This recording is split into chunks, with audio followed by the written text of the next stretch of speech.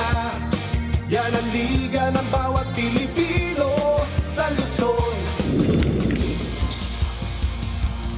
It is another beautiful day for Philippine basketball as we are back with our beloved Maharlika Pilipinas Basketball League, ang liga ng bawat Pilipino. Coming to you live from the Calasiao Sports Complex in Pangasinan, beginning things with the Bataan Risers who are looking to snap their 6-game losing skid against the Mindoro Tamaraws, who have lost in their past 2 outings here in the 6th season of the MPBL. Which team is hungrier?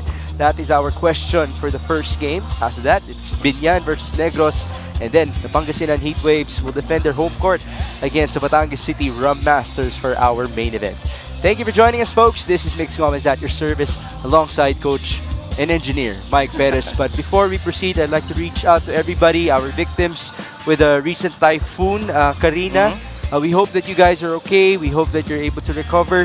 But now we are ready to get back into business here in Pangasinan. We welcome you in our Saturday coverage. Coach Mike, these 2 teams are very hungry for a victory. Well, hopefully today is going to be the day that they get back on their winning track, lalo na on the side of Bataan, because, you know, having lost of their last 6, you want to go back and have at least a crack at the spot number 8. There should be an encircle in the calendar of Bataan because they're going up against a team that's relatively right there with them in terms of our team standings. But let's get the latest from our courtside reporter, the semi-resident of Pangasinan, apparently, in Mika Abisamis. Mika, good afternoon to you. Good afternoon. It's always a pleasure to travel to Calasiao, Pangasinan dahil syempre paborito ko ang puto at kutsinta. But speaking of paborito, isa sa paborito kong kausap sa Bataan Risers ay si Coach Frederick Francisco because he really gives details sa kung ano ba ang ginawa nila for this week. And for this week, ang challenge daw ay pride. Kinausap niya ang boys, sinabi na niya, hindi pwedeng ganyan kayo ka-talented pero meron tayong 6-game losing streak. So mindset talaga para sa kanila. Para naman dito sa Mindoro, no Coach JR Kawaling and Coach Yen. So it's gonna be Coach Ricky Alcantara and Coach Ken Bono. Kinamusta ko si Coach Ken at sabi niya sa akin, Mika, wala talaga mag-give up kahit ganito ang lineup namin, kahit hindi pa kami 100% ni Tete. At sabi ko sa kanya, Coach, dahil playing coach ka ngayon, kailangan marami kang energy. Kumain ka na ba ng puto? Sabi niya, recovery meal daw niya yon. Migs and Coach Mike. There you have it. Welcome back, Ken Bono, after missing out because of an ankle injury in their previous outing. So it's the first time that we're going to have a player coach since Dave Moralde a couple of years back for Muntinlupa. Sa kabila naman, so nabigay na ni Mika ang ating tema for Bataan. That is pride for today. Now let's talk about our team standings. Coach Mike, what is happening in the league? Well, itong Mindoro na pag-usapan natin, they're gonna go up against Bataan, hoping to get back into the winning ways after losing their last 2. Dikit medyo itong dalawang to, so importante itong labanan na to. So later on, we're gonna have Batangas going up against Pangasinan. Similar to Pangasinan, 1-3 rin sila. So we gotta get back on the winning track. And second game is Binyan versus Negros. Magkadikit, so importante magkaroon ng separation, whoever wins. How about in the North Division? Sa North Division naman natin, Bataan Risers, again, looking to snap a 7-game losing streak in Pangasinan, 1-3 in the last 4, and the hope that, again, they get that win over Batangas. Well, the Risers actually came from home in their previous outing. It was the first time that we were inside the Bataan People's Center just last Saturday, and unfortunately, they lost to the Parañaque Patriots. That game was close up until the very end. Yeah, actually, after 1, they were up 1. It was tied at the half. They went down by 4 in the 3rd, pero Parañaque just went on a 12-point run in the 4th, leading by as much as 18. Santos had 16, Sason at 14.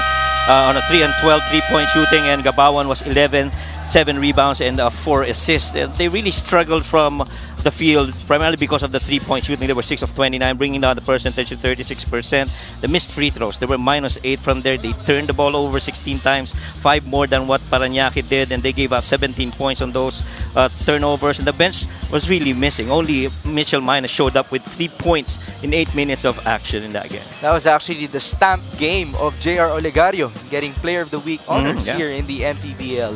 Now let's talk about the Mindoro Tamaraws. They actually played in Bataan as well, the first game against Davao Occidental. Well, maganda yung start nila. They were up 8-2 to start it off with an 8-point run in that game, but Davao really just took off and never looked back. There was no Ken Bono. He was injured. Tetoy went out of the half because of leg injury. But Sombrero, Kamit, and Marquez registered 13, 11, and 10. They tried to take the battle but really could not recover from that. poor shooting from the field, 29%, committing 5 more turnovers, resulting in 14 more points for Davao. They controlled the boards, but they were a minus 22 when it comes to points in the paint, and a lot of that is because of the minus 27 in fast break points. No fast break points in that game. That's just how bad it's been in transition para dito sa Tamaraos in that game. It was really hard to be able to run for them, especially with the losses of their big men. Mga injuries, rebounding, right? In order to get those outlet passes, among others. All right, it is Mindoro taking on Bataan for our first game back here in the MPBL's 6th season. Let's turn you over to Miguel Perey. Channel 53 on satellite and on Pilipinas live app. Let's meet our starters. First, for the Bataan Risers, Kamaya Coast.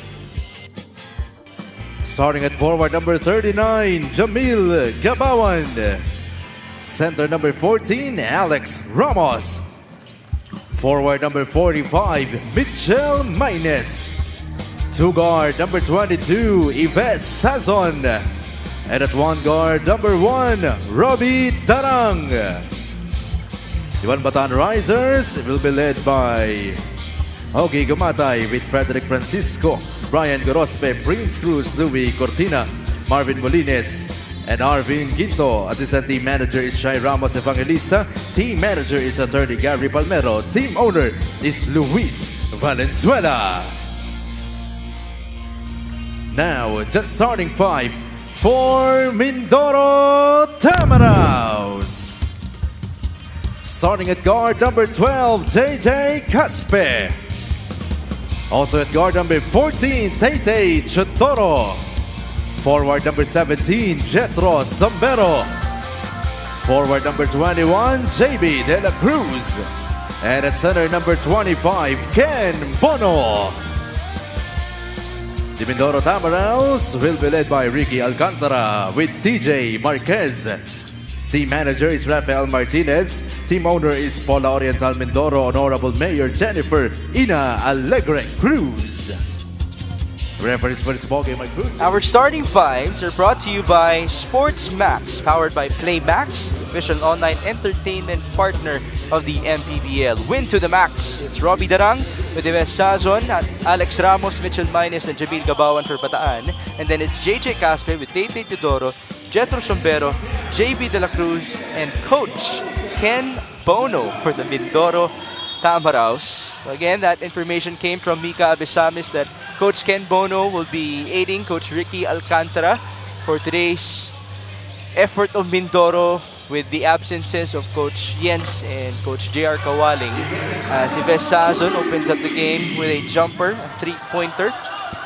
Sazon actually, in their previous outing, shot 5 out of 17 from the field. He was only 3 out of 12 from downtown. Well, a lot is expected from Sazon. After all, siya naman ang leading scorer para dito sa team ng Mindoro and of Bataan. And really, kailangan yung point production niya. Speaking of Sazon. Taytay Teodoro only played 6 minutes in their previous game. He had 3 points. Now he has matched that. But Yves Sazon now just made a second three-pointer. And you know what's ironic? Kanina, after natin mag pre-prod meeting, when I walked down to the court, as Taytay Teodoro answers back with the second three-pointer.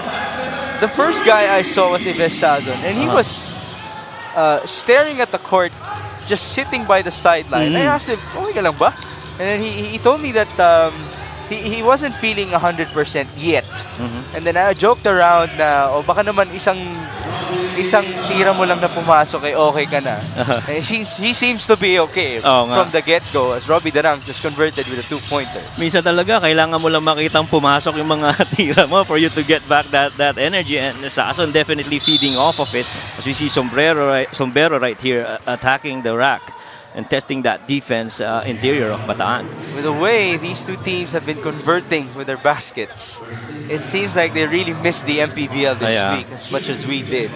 And again, we reach out to everybody affected by Typhoon Karina. We hope that you guys are fine. We hope that you guys are recovering well. The action continues today. On Monday, we go back to Manila in San Juan. By the way, in the second game on Monday, it's Pampanga versus Zamboanga. Oh, that's and in the nice. third game, It is San Juan versus Davao. The rematch of the rivalry back in seasons 2 and 3. So watch out for that. Sazon, that's his first miss with a layup. 8-all. De La Cruz on to Sombero, stolen back by Bataan. Mitchell Minus, soaring and scoring. Yeah. And this is one thing na kailangang gawin ng Mindoro if they want to win tonight against Bataan. You got to get back on transition defense. The Bataan will actually run at every opportunity they get, and that means you got to be able to secure those defensive rebounds, control the glass. After all, Mindoro's #1 when it comes top there when it comes to offensive rebound. So you got to play to your strength if you're Mindoro. This fast break of the game is brought to you by Sports Max, powered by Play Max, the official online entertainment partner of the MPBL. Win to the max. Speaking of fast break points, Bataan had 17 fast break points versus Parañaque. They had plus 12 in that category. On the other end, Davao had 27 versus Mindoro, to your point, against the Tamaraws' 0 in their previous game. Yeah. Kaya napaka-importante ng efficiency both in taking care of the ball and making those shots, because every time you turn it over and you miss, Bataan's gonna run the other way and you gotta be able to be there to defend. Bobby Darang fades. That short rebound Tete Teodoro, who actually missed out in the second half in their previous game. That's why he only played 6 minutes. And now there's a foul obtained by JJ Caspe. I'm trying to recall the reason. I think it was plantar fasciitis. Yeah, For si Tete Teodoro. Yeah, that's right. Kaya first half lang yung nalaro niya nung kanilang previous game. Yeah. At alam naman natin, masakit yan. It's hard to walk, it's hard to jog, it's hard to do everything on the court with that plantar fasciitis. Yeah. That used to be a problem before for Ken Bono, by the way. Oo, yeah. Actually, nung first half, nakita mo, sumusubok tumakbo si Tete, pero talagang tumitigil sa half court dahil hindi kaya. Yeah. And so, halftime, he just decided na, I'm just gonna rest this kasi may injured pa ako. I remember as Sazon scores basket and one, we were talking about Tete playing at his own pace in the previous game. Apparently, he was being bothered by his foot. But this guy is not being bothered at all. Ives Sazon already near double figures with that layup against Ken Bono. Yeah, si Sazon talaga ang primary pagdating dyan. At ang primary naman natin sa sideline ay si Mika Abisamis. Mika, go ahead. The disadvantage of most of the teams this week was, of course, the bad weather, which the teams would not really like to use as an excuse, but inevitable as they haven't really prepared much for this week. For Bataan, as I mentioned earlier, it was mostly mental, a challenge for their pride. And speaking of challenge, they also challenged some of their rotations, experimented at the start of the season, but this time they tried to streamline their lineup. Would like to see more from Mitchell Minus for his aggressiveness, which they appreciate, to medyo be under control for better shots. Would also like to see more from Alex Ramos as Jason Grimaldo is under the weather. Dom Vera also has a fractured nose. Mix, Coach Mike. Get well soon Yep. to Dom Vera, especially to him with that fractured nose. But no Jason Grimaldo, also get well soon. Alex Ramos might be getting his most minutes in the season in this game, as we just got to see that basket for Jethro Sombero. It's now 13-9. Well, Sombero's been very valuable para dito sa Mindoro. It's actually the third leading scorer, averaging 10.6. Number 1 would be Ken Bono with 12.9. Pero nararamdaman mo, punto side, doon talaga maraming nabibigay itong si Sombero. At alam mong isa ko pang nararamdaman tungkol sa kanya. Ganado siya ngayon. Oo nga. Alam mo naman kung bakit, di ba? Bakit nga ba? He's going up against his former team. Ah, yeah. That's right. Bataan. He used to play there. Yeah, that's right. Let's see. Well, the last time we had that storyline, it was actually Jasper Longalo. And he beat his former team here in Pangasinan. With Sombero. With Sombero, yes, in That's Muntinlupa. right. Oo nga, no? Oo. So this is actually Jethro's second crack against Bataan. Sumisequel si Jetro. It's 13-11. Almost 4 minutes gone by in the opening frame. Jamil Gabawan on to Adrian Ramirez, who had 8 assists in their previous game. Ves Sazon, short, rebound Sombero. Jethro now attacking and feeding. Bono to the right. De La Cruz for 3. No bounce. I'm looking at Sombero's numbers. In 26 minutes, he had 13 points and 10 rebounds in their previous game. Let's see if he actually got some good momentum for himself approaching this matchup.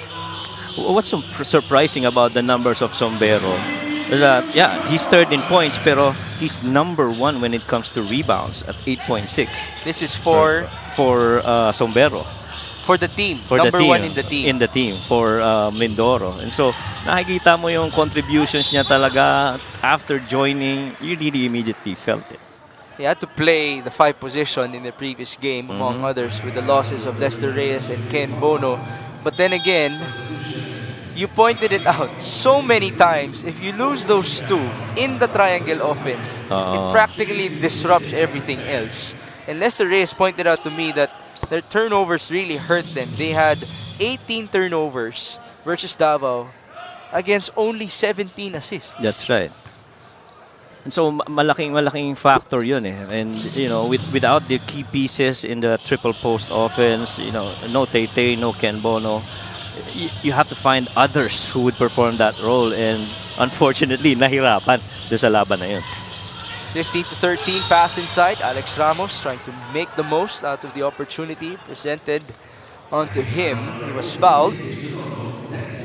So he's going to look for his first points in this game.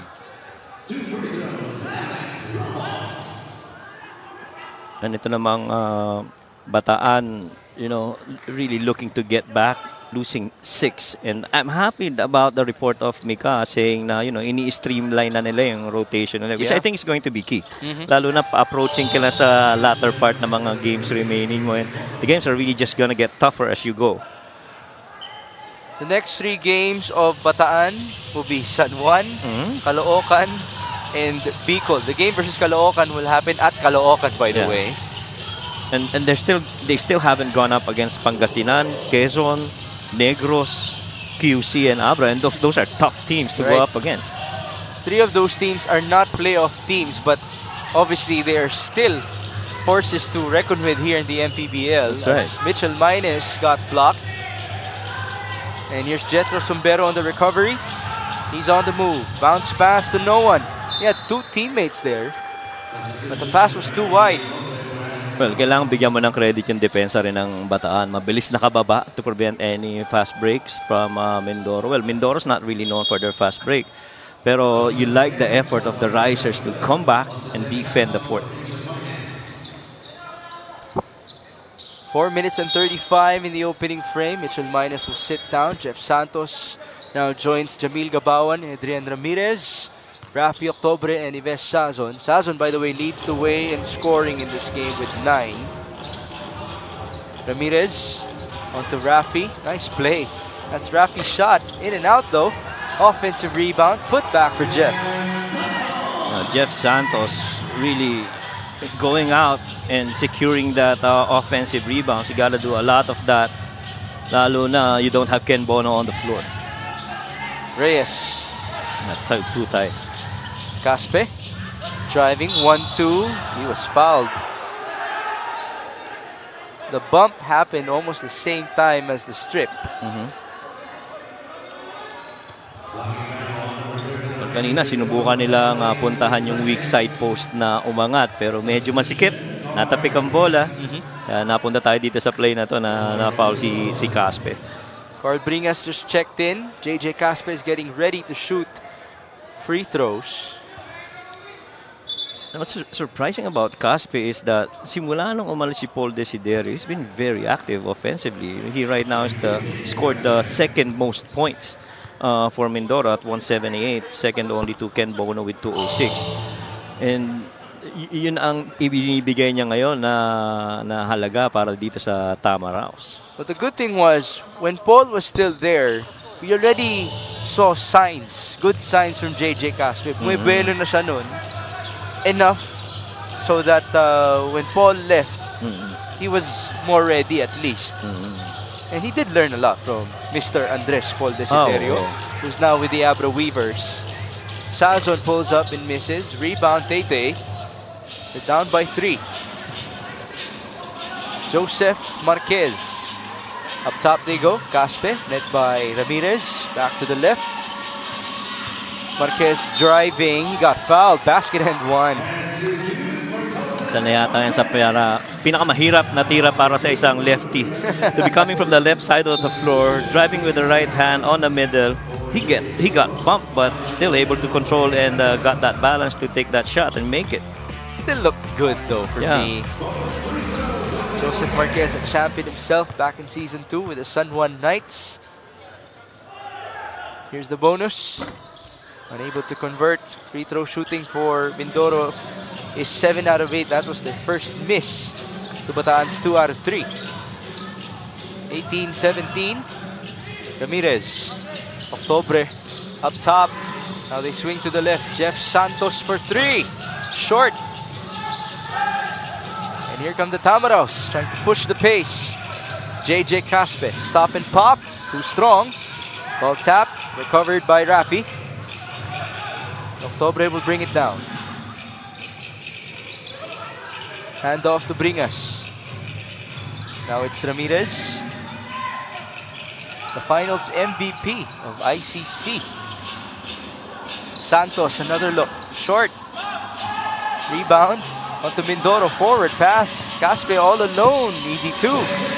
Yeah, we talked about defense as the formidable point para dito sa Mindoro, and they did it right that time. You know, not allowing any dribble penetrations, challenging that three-point shot in the corner, and you know, getting back in a fast break the other way. And one of the very few times that you'll see Mindoro on a fast break. They look so different in this game Oh yeah. as compared to their previous outing versus Davao Occidental. Certainly a good sign for the Tamaros, who are looking for win number 6 in their season. This is their first lead in the game.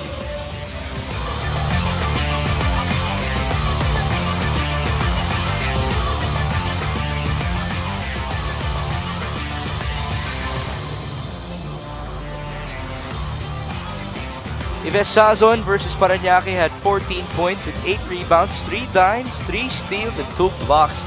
What an overall game for the veteran. Yeah, and napakahalaga naman yung mga binigay na yan ni Sazon. And the thing is, he's got to continue in this game. And so far, he's got 9 points on a 3 out of 6 from the field and 2 out of 4 from 3 points. Well, he started perfect Yep. with his first 3 shots. So let's see if he can actually recover and get back into that starting form that he had in this game. After all, Mindoro already has taken over, getting the advantage 19-18 with 2.5 minutes to go in the opening quarter. This is the return of the MPBL after, what, 4 days? 4 days of being off. Mahaba na yun sa Liga ng bawat Pilipino. Especially knowing the fact that we cover 6 times a week. There's a foul called on Kint Ariar. Yeah, Kint didn't stand a chance against that defense. He was really just at the mercy of Ramirez that time. Didn't have his knees bent enough to be able to be on a defensive stance. Kaya nung umatake na kagad si Ramirez, late yung naging adjustment. Kaya nga grade school pa lang, tinuturuan ka na to stay low. There you go. Wag lang sa grades, Ibang usapan naman yun. Stay high tayo dyan. Stay high tayo dyan. Lalo na, valedictorian tong katabi ko. Hindi naman. Salutatorian lang naman. Sabi ka nun. 20-19. Let's go back to our action. Marquez, defended by Ramirez.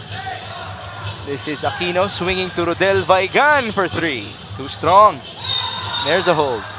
It's Lester Reyes. And Vaigan, in as much as he's shooting decent from 3, roughly about 32%, in the past few games, he's a little bit on the struggle side. And so couldn't really catch a rhythm. And so you hope na dito masimulan na yung yung aggressiveness pagdating sa pag-make ng mga 3 points na yun. After all, yun ang pinaka-strength niya. Vaigan was 0 out of 5 from downtown in the previous game. He only had 1 point in 11 minutes of play. Jeff Santos is at the stripe. See our free throw shooting, only 2 combined misses. That's the third in this game. 21-19, Bataan on top. Marquez bringing it down. Santos has to check him. Marquez for 3, short. Ramirez on the move. Forward pass. Yeah. Jeff Santos, 2 points. That's the thing. Mindoro is a team that loves to take threes. But if they're not going to be efficient, it's got to be a fast break the other way. Exactly. Yan ang pangyayari dito. Leak out the other way off a missed three and just a good finish in open floor. By the way, Jeff Santos is very happy to have Adrian Ramirez working alongside him in his Bataan Risers roster. Ramirez actually has transitioned into being a pass-first guard for Coach Ogie Gumatay here in Bataan, 23-19.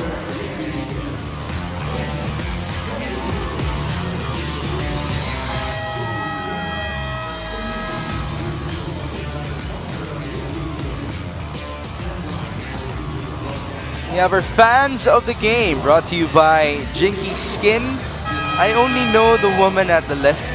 That's Miss Shai Evangelista, again the assistant team manager of the Bataan Risers. She's the one responsible for taking good care of this team in terms of what they need.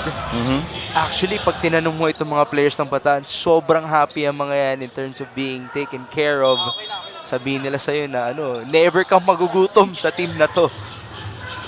Let's just hope that they can translate their happiness onto their record. Again, this is a test of pride for them as they try to snap their 6-game losing skid. And not just the test of pride, kundi yung subok na streamline yung rotation. Yes. After all, may piyesa ba? Yes, check, meron yan. Yung rotation ang kailangan talagang i-focus nila. Sino ba yung magiging regular starters natin and spend more time on the floor para dito sa Risers. How many games back are they from the North Division playoffs? Let's check that. As Rafi Octobre misfires, rebound onto Kint Ariar. They're 6 games back. How many games do they have left? Around 10, I think. Yeah, 10 games. So, posible pa para sa Bataan. Yes. But they're also going to have to pray that the teams in front of them will lose. Well, at most, what they can control is yung next 10 games. And this has got to start now. Because if For the last 10 games. For the last 10 games, right? And so, you want to get a really good record coming out of that if you want to have a chance at least at number 8. Yes. After all, this is a franchise that already has a lot of pride in the MPBL. It's one of our mainstays. Coach Ogie Gumatay is actually a returning coach of the Risers. He was there pre-pandemic. Off of the missed free throw, Jeff Santos just gave us some good hustle. He will get possession. After all, he's been a hustle guy ever since his Lyceum days. But one thing so far that Bataan is doing really good is on the rebounds. This would normally be a Mindoro turf. But, right now they're leading in rebounds by a couple. So a lot of that is because of the missed shots ng Mindoro. We have some stoppage on the floor. Our technical committee is sorting something out here in Pangasinan. And so this is like a timeout already for 2 teams. Might as well. We're going to see Coach Ricky Alcantara. Ayan po siya. He's a very capable coach. He's been around the MPBL for quite a while. My first experience with him was his days as an assistant to Coach Derek Bumaren with the UE Red Warriors. I saw him back with Manila a couple of seasons back here in the MPBL. Good to see him standing his ground, working with Ken Bono. And Ken, big shout out to him. I mentioned Dave Moralde, one of our player coaches from before. Lester Alvarez also did the same thing for Val City. That was in season 3. At hindi naman talaga madali yan. Naglalaro ka na, nagko-coach ka pa. Ang pinakamahirap na part dun is yung gusto mong pumasok pero hindi mo maipasok yung sarili mo because you still have to take care of the team and you can't do that while on the floor. Well, you can, pero you don't see the entire forest, so to speak. There's a foul. 2 more free throws for JJ Caspe. JJ had 26 minutes of play in their previous game. He only scored 3 points. 1 out of 8 shooting, and he did not even shoot from the line. Yeah, and defensively, he's really good at patrolling the passing lanes. He's one of I think he's the second when it comes to number of steals so far para dito sa Mindoro. He's got 17. And so, combining both defense and offense would do really good for Caspe. And to your point, mukhang marami nga natutunan kay Paul Desiderio. And that's how you would want to establish yourself as a star, being a two-way player Correct. in this league. 24-20, a minute and change. Rafi Octobre against Skint Ariar. Now it's Adrian Ramirez driving. Ramirez is fouled. 2 free throws. Okay, so before this game, I had to find this guy, Adrian Ramirez. Sabi ko sa kanya, si Alfred Flores, yung katandem mo sa ICC, nakikita na namin yung laro niya dito sa MPBL. Ikaw, kamusta ka? At sabi niya, malaking transition. Kasi sa ICC, combo guard silang dalawa. Palitan sila nagbababa ng bola, palitan na umi-score. Dito, point guard talaga yung role niya. So that's his main transition. He also has a lot of veterans to feed in this team. So the patience will be there for him. The good thing is he's reunited with his ICC coach. Yeah. At saka ano naman talaga yun, iba talaga pagka yung usual na partner mo, it's really good basket right there by Lester Reyes. Iba pagkasama mo yung partner in crime mo sa loob ng court, no? Amuyan na kayo nun. Oo. Maganda, pwedeng palitan. Ikaw point, ako wing. Ako naman wing, ikaw point. Nagpalitan din sila ng MVP, by the way. Flores was the season MVP. Ramirez was the finals MVP. This is Soriano misfiring. Rebound, Lester Reyes. Mindoro trying to push. Claude Kamit able to recover. 3-second differential. Kamit, is there a foul? It's a charge, apparently. I tried to get off the arm of the defender that time. And Claude, I feel, is going to be more aggressive offensively. But after all, alam natin kaya naman umiscore, no? He's Mr. 100 points in Baguio City, after all. 15 seconds before the end of one. Ramirez working with Rafi Octobre. 7 seconds. Adrian still has it. Rafi, 2 seconds. Octobre pulls up. No good. And that's going to do it for our opening frame here in Pangasinan. Carl Bringas trying to plead his case. I don't think that's going to count. And of course, he wanted that basket to count. 2 puntos yun para sa kanya. Yeah. But that buzzer sounded right after tumama yung tira ni Rafi Octubre. So, yeah, that shouldn't count. Although I think they're looking at it. Just to be sure, why not? Referees. It's a high-scoring game. 26-22. That is right. And shooting is pretty decent at 38% for Bataan and 40% for Mindoro. Learning how to pick their spots. We'll see here. This was the last play. Okay. Octobre, the pull-up. Yeah, there you go. Yeah. Malayong-malayo. Yeah. Even before he got the rebound, rebound might not even count statistically for Carl Bringas. Dikit masyado yung buzzer tsaka yung tama sa ring. Okay, so after one, the tally would be 26-22. Both teams have led at some point in this game. This first quarter score is brought to you by GameX. GameX Sports, your official online basketball lending partner of the MPBL. Basta ending, GameX.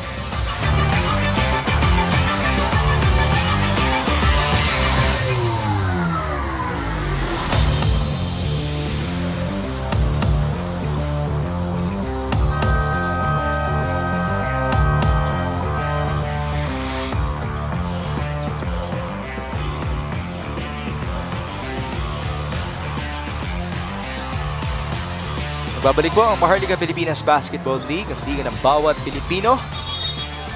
We have the 3 Mies for your MPBL broadcast team for today. Mix Gomez, Mika Abisamis, and Mike Perez. Iba lang ang pronunciation ng kanyang Mi. Huwag lang minions. First quarter field goal story natin. Yeah, again, it was pretty decent shooting for both those teams. For these teams, 36 and 40%. Pretty good. But I'm sure there'll be more that they're going to work on as the game progresses. That's a layup for Claude Kamit. Empty layup at that. Well, once a scorer, always a scorer. You're going to find those seams kung saan ka pwedeng libreng umatake at makapuntos. And Claude just really going to his bag right there. Personally, I want to see more of Claude Kamit, as you mentioned in the first quarter, as Rafi Octobre just scored for Bataan.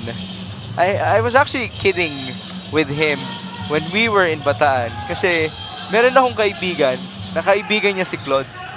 At sinusubukan niyang invite si Claude Kamit dun sa mga pick-up games namin. Ako yung humarang. Sabi ko, ayokong kalaro yan. Ayokong may score ng 100 points sa pick-up game natin. Dito ka sa MPBL magpasikat, Mr. Kamit. Lalo na kung pustahan ng ice tubig, no? Tsaka soft drinks. That's a foul on Claude Kamit. We have our play of the game brought to you by Suzuki. And this was really just perfect execution. It starts off with Rafi Octubre being on the mid post. It's not on the low post. And so that when he was fronted, that pass underneath Hyla was just too easy for him to receive. Had enough space underneath to score. The backdoor is such a beautiful thing in basketball. Ramirez. It looks exciting, you know, to watch. Minsan kasi magugulat ka rin talaga eh. Octubre, not too happy with that miss, but he will get 2 free throws. Couple of games back, he scored his career high in Binyan. In that unfortunate loss. There's Coach Ken Bono being a coach at the sideline to JJ Caspe. And if you're JJ, you're liking that a veteran like Ken is actually, you know, teaching you these nuggets about the game. Now, could his minutes actually trim down in this game? Itong si Ken Bono. After all, he's coming off of an ankle injury. Yeah. And he also has another responsibility for the Tamaraws in this game. Siyempre, yung focus niya divided. Octubre, averaging double figures, almost 6 boards per game. We will never forget him for what he did to Pampanga last year. Yeah. It was, quite frankly, Batangas missed that in their previous game versus Pampanga. Somebody who could basically make numerous 3-pointers against the Giant Lanterns. And in that game, the arrows were out. You know, Yeah. they just kept shooting it. And let's face it, let's give credit as well to Pampanga, who have also leveled up in the 6th season of the MPBL as Gabawan scored on the break. Laki rin talaga ng binibigay ni Gabawan para dito sa Risers. I mean, big man can secure the board and run out in the open. And he's the ultimate leader. Yeah. Going up against his former teammate, by the way, and Lester Reyes. Gabawan got the steal. Forward pass. Stolen back by Rodel Vaigan. Over 2 minutes gone by in the second. JJ Caspe. Up top they go. Sombero. No, that's a travel.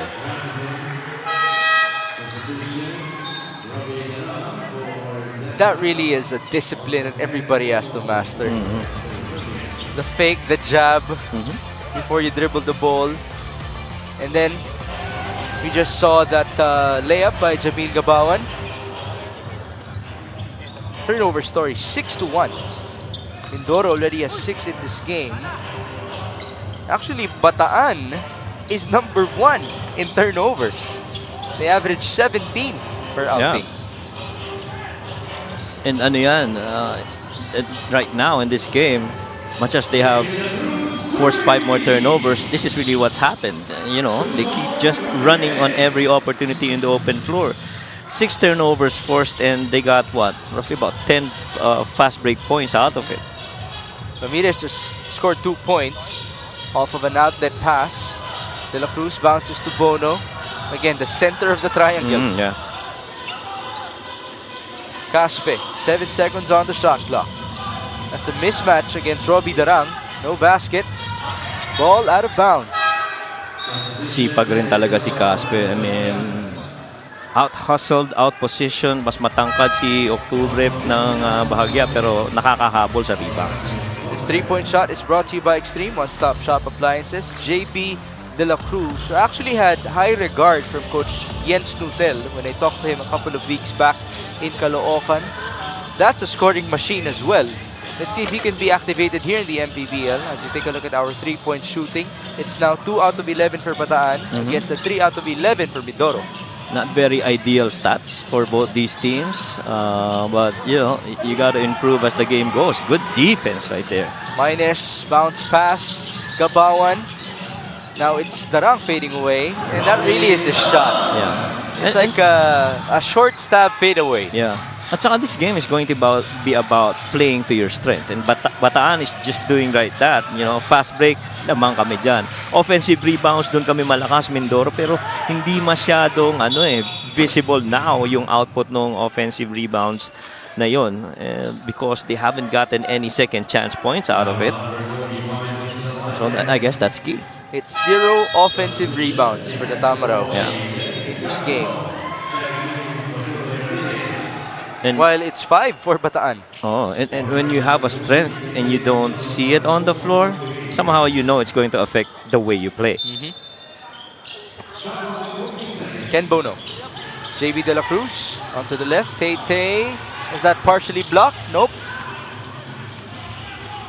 Ives Sazon. Bringing it down. Gabawan as the trailer. Inside. Oh, what a block. Some revenge by Jethro Sombero against Mitchell Mines, who now gets revenge for his own. A 3-pointer for Mitchell Mines. Yeah, and Sombero actually averaging almost a block per game. He's got a total of 5 blocks in the season. And hindi ka na dapat magulat na nagawa yun ni Sombero. Sorry, is that a block per game for Mindoro? For himself in the season. And not necessarily for Mindoro, but for all the teams that he's played. Okay. As Mitchell Mines just scored with a reverse layup to the delight of the Bataan crowd. Let's see the replay. 1-2. That seems to be a matchup that we should have a microscope on. Mines versus Sombero going at it here in Pangasinan. Actually, kung iisipin mo, napaganda yung sitwasyon para kay Mines. Napatres pa eh.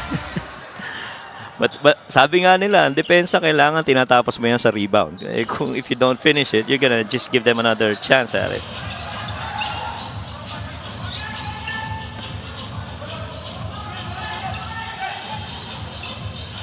This is Jethro Sombero backing down. Sombero unable to score. Rebound Ken Bono. That's their first offensive rebound. And that's their first second chance points. That's how they should play. And baka kaya hindi nila na-enjoy yun dahil nasa bench for the most part si Ken Bono. Robbie Darang making a 3-pointer, extending the lead to 12 points for the Bataan Risers. This is their biggest lead in the game. And this is right after the specialty of Mindoro, which was supposedly offensive rebounding against the Risers.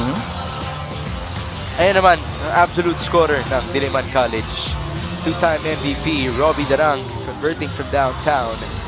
4 minutes and 51 in the second.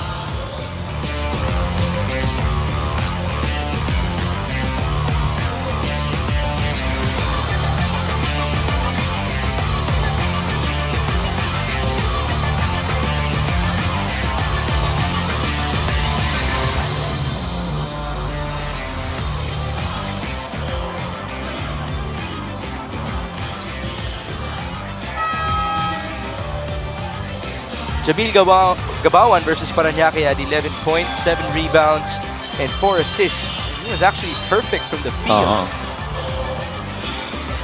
And Jamil, I guess you can argue, is one of the top guys really para dito sa Risers. Kung pinag-uusapan lang streamlining ng rotation, siya dapat ang nandun sa rotation na yun. The 5 assists though, that's very interesting for him in this game. Can he actually have 10? Scoring in this quarter 17-9. Bataan looking good. James Castro gives it up. Gabawan. Bounce pass. And to Robbie Darang. A lot of time here. 12 on the shot clock. Darang. Sazon. Couple of dribbles. The usual pull-up and the miss. And here's JB De La Cruz. Onto his trailer. Now it's Tay working with Ken. Good slip. Bono for 3. Short. Rebound Sombero. Short. That's an air ball on his putback. Another sorry miss. JJ Caspe. Nag-ipon lang ng rebounds. Bumawi doon sa mga na-miss nilang offensive rebounds kanina. And yeah, may 4 second chance points na sila if I recall correctly. Caspe, by the way, has 9 points, 3 rebounds, and 5 assists. Good numbers as well. Sazon missing. Oh, no putback. But there it is for Jamil Gabawan. Just had to clean the rim first. Tinilabaho talaga ni Jamil yun. Pero so far, after magandang simula, medyo struggling si Sazon from the field. Hasn't really converted that much after those 2 quick ones to start the game. He's missed his last 4 attempts.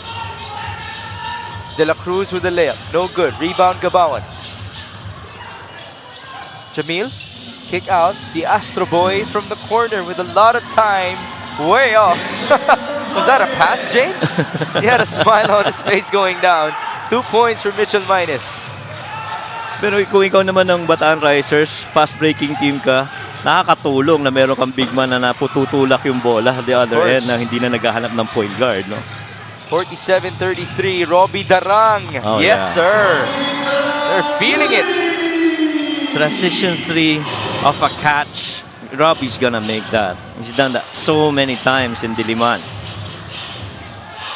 Scoring in this quarter is 24-11 now. Remember, Bataan scored 26 in the first frame. We still have 2.5 minutes before halftime. There was a foul called on that drive by JJ Caspe. Yeah, and you see that just straight up catch and shoot, wing 3 off transition. You see the elevation, you see that look. Brings a lot of confidence for Robbie Darang. He should have a lot of confidence after being drafted recently. Yep. And speaking of confidence, let's go to our very confident courtside reporter Mika Besamis. Thank you very much. JJ Caspe is challenged by his transition from shooting guard his whole life to now point guard. Iba daw yung responsibilidad to orchestrate kesa sa shoot ka lang, obviously. Another challenge is that he has to do this while still getting used to the triangle offense dahil napakarami daw options. He would like to improve his IQ, parang idol daw niya na si Scottie Thompson, at dribbling daw ni Kuya Taytay. Migs, Coach Mike. Dribbling ni Taytay Teodoro. Okay, that is very interesting. Here's the point guard, able to score, JJ Caspe. And the thing is, yes, he has needed to play that point guard position as Ariar blocked James Castro, and here's Sazon missing from downtown. Oh, yeah. Pero yung adjustment kasi na nangyari kay JJ Caspe, mid-season yan eh. Because he still started as a shooting guard this season. It's just that they lost Andoy Estrella. Yep. Well, necessity is the mother of creativity, and so they had to do that. Now, this fast break of the game is brought to you by Sports Max, powered by Playmax, the official online entertainment partner of the MPBL. Win to the max. JJ Caspe giving us a bit of Scottie Thompson in this game. I'm sure that's his goal every game. A miss by De La Cruz, and here come the risers. Darang onto the corner. Ramirez, drive and feed. Oh, man. You know, as Darang missed that three-pointer, I think that was a glimpse of what we saw before between Flores and Ramirez. Yes. Yung bigayan ng dalawang gwardya. Pareho kayong miscore. Either way, ano? There's a pushing foul. Is it on Mark Acuno? Yes. Yeah. Acuno's going up against his former assistant coach, Ricky Alcantara, sa UE. That's interesting. And si Acuno medyo a load to handle din sa loob ng shaded area. Medyo matibay din niya pagdating sa bungguan at kuha ng rebounds. Claude Gamit from the corner. That's a three. There you go. Remember he had back-to-back threes in the previous game? Actually, alam ko back-to-back-to-back pa nga yun eh. Para kay Claude tatlong Gamit. diretso yun, yeah. He did not miss from Curryland versus Davao Occidental. And speaking of not missing, Jeff Santos adds to the tally. Well, both teams actually taking a lot of threes, 18 and 17 respectively, but better conversions for Bataan. How many do they average shooting in a game? Three-pointers. Three-pointers for Bataan, they're shooting roughly about 25 attempts per game. How about And Mindoro as Reyes scores inside? almost 30 for Mindoro. So this is obviously on pace to surpass their season averages. 11-second differential. Robbie Darang onto Adrian Ramirez. Driving. Nice feed onto the other corner. Rafi Octobre from downtown. Ramirez has 3 dimes already. They're up by 15. A total of 30 points in this quarter for the Risers. Oh, yes. You're talking about him. He's got that knack too for 3. Rafi Octobre almost made that half-court shot. And so, for our high-octane first half, it is 56-44 in favor of the Bataan Risers. And a lot of that is because of Bataan actually running whether on miss and on mix. They just keep on running. Robbie Darang leads the way with 10 points for them. And then it's 9 each for Ives Sazon and Mitchell Mines. Jeff Santos also had 8. Ramirez had 6. Octobre and Gabaon also had 6. It's been well balanced for the Risers. What's the word? Streamline in the rotation. Yep, Seems to be working so far. that's right. Test of pride. Seems to be working so far for them. This halftime score is brought to you by GameX. GameX Sports, the official online basketball lending partner of the MPBL. Basta ending, GameX.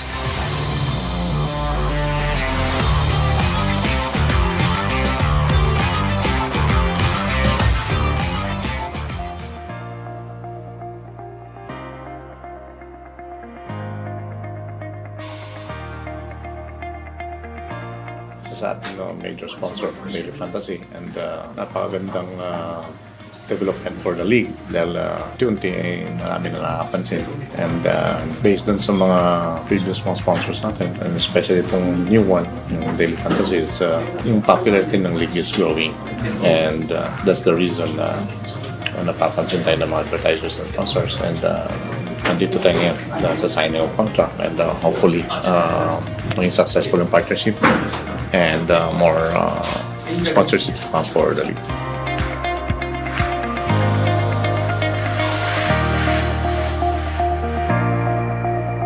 So this partnership, of course, we know MPBL is very famous in Philippines, and with a lot of fans, a lot of good team. I think it's around 29 teams. Of course, will help us in the daily fantasy for sports betting platform in the future cooperation with you. Daily fantasy is a fantasy game. I don't know if you heard about it. You can choose your own members in the player and to have your own team and then join the competition. And nakikita nila na ang liga is, yung mga fans natin growing din. So yun yung factor, and in that aspect matutulungan natin sa sigamin nila.